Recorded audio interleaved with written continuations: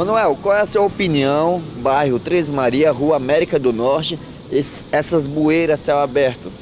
A minha opinião é essa, eu acho que deveria ajeitar, né? Que outro dia a criança quase cai, vinha na bicicleta rodando e descuidada, quase cai.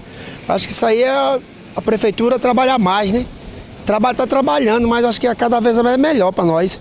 É o dia ali o lado ali, o rapazinho no carro foi fazer uma manobra, o carro quase desce. Na Benedito aí, o carro caiu ali embaixo, caiu, uma S10. Então eu acho que isso aí deveria trabalhar cada vez mais para nós, né? Nós que somos eleitores, vai lá a urna eleger os superiores para ajudar a gente, entendeu? Então a sua reclamação é bem justo mesmo, porque é uma coisa que é inadmissível. Uma rua bastante movimentada, que passa muitos carros, criança, e ver uma situação dessa a mercê. Esperamos que o poder público melhore mais uma situação dessa. A gente vamos torcer, né? Estamos esperando.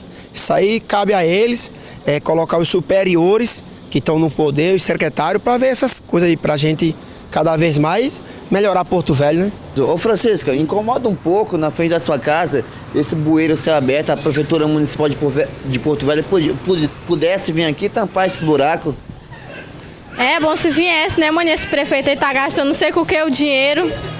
Tem que investir nas ruas, né? Como é que a gente vai andar na rua tudo esburacada? É um pouco perigoso também, né?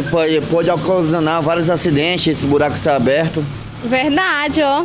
Melhor o prefeito vir mandar ajeitar aqui, porque tá feia a situação, ó. Já teve acidente. Já teve fato de carros cair aqui dentro? Teve já. Várias vezes. E é um pouco complicado, só para ver pelas imagens, que vários bueiros céu aberto. Isso, exatamente. Isso só não acontece aqui, como nas outras ruas também tem outros bueiros abertos, assim, inclusive aqui já teve acidente. Uma mulher já caiu de bicicleta aqui com uma criança aqui dentro. Então é algo complicado. Então a prefeitura que está no poder hoje poderia vir aqui tentar arrumar essa situação.